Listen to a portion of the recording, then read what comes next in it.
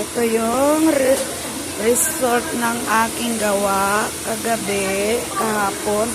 Ayan na po yung resort niya. Ito na yung part 3.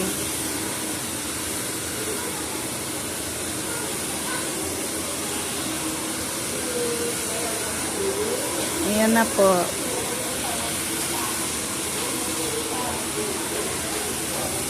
Huwag natin tignan yung mukha kasi pinanood ni Karina yung vlog ko.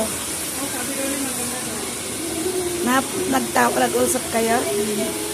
Yak nang nag-aano nga yun, naawa nga ako. Uuwi na yan. Sana nga, maayos na. Gusto ko na rin makauwi yan para makapag-umpisa siya ng maayos.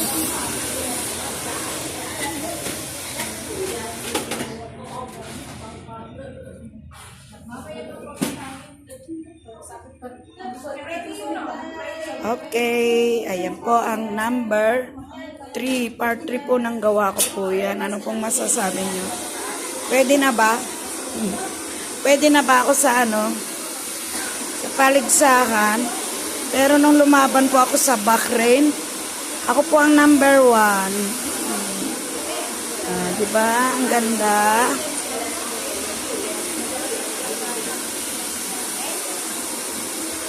Okay.